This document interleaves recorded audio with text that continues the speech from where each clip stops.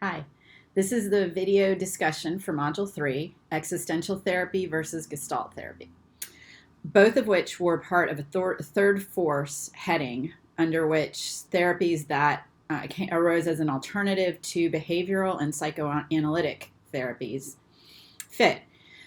Both of them have an emphasis on the client and being client-centered and the quality of the therapeutic relationship as being experiential, relational, and focusing on the here and now, the present moment. Both also had a goal of raising awareness of the client.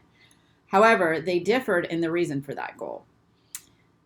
Existential therapy focused on raising awareness in order to increase freedom and allow the client to choose more freely in his or her life. Gestalt therapy focused on increased awareness as a movement toward holism, which, as the word suggests, was about the client being whole as sum of multiple parts. Freedom was one of those parts, but not more important than any other part.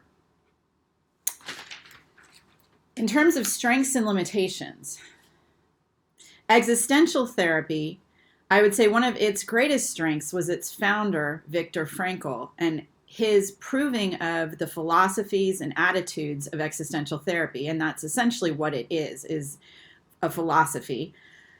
In his experience in Auschwitz during World War II, when he was there for 3 years in a situation which was incredibly oppressive externally, inhibited his freedom completely externally, and in which he exercised internal freedom and wrote about that in his book, A Man's Search for Meaning. So in a way, Viktor Frankl's experience proved what he put forth, what he espoused as his philosophy of existential therapy.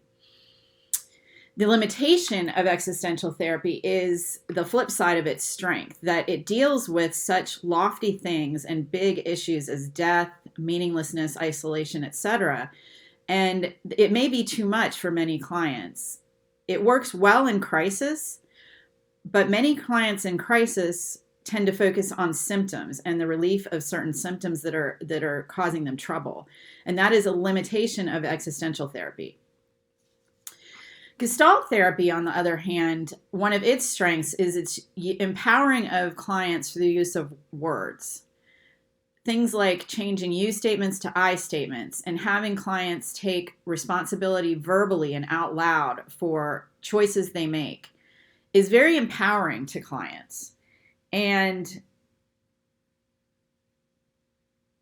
on the other hand, the wrong words and the wrong direction, the heavy-handedness that Gestalt therapy can have, would be potentially a problem and a limitation, because clients may not want to do some of the things that are proposed, such as the empty chair technique or putting themselves in the position of this person or that person. It requires a lot of imagination and willingness to step out there, which may not work for some clients. So that would be a limitation.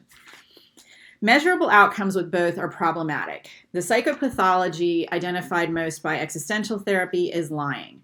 And it's difficult for someone on the outside to tell, one, whether someone is lying, and two, why. Are they lying deliberately, or are they lying because of a lack of awareness? So that will be difficult to measure and determine. With Gestalt therapy, the psychopathology mainly is a lack of holism, and one part being out of balance, way over exaggerated or under exaggerated, and the person just not being whole and integrated. Well, the goal of wholeness is huge and lifelong, and it's hard to tell from the outside where someone isn't integrated and where exactly that person needs to work in order to be more balanced. So that is going to be difficult in terms of measuring also.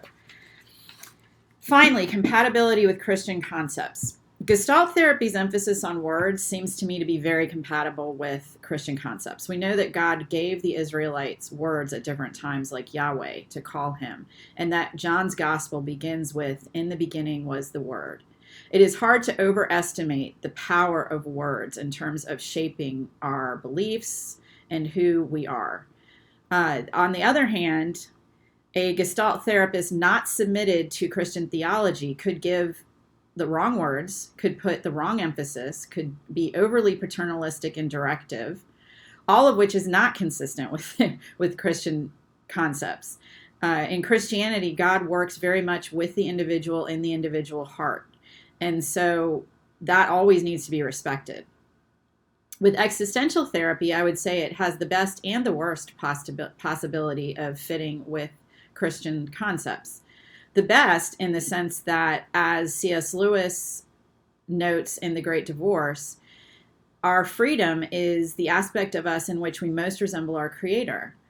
God gave us free will in order to choose Him and to choose to serve Him by knowing Him and loving Him and then serving Him. So when we exercise our freedom within the boundaries that God gave us, we have the potential to be the most free.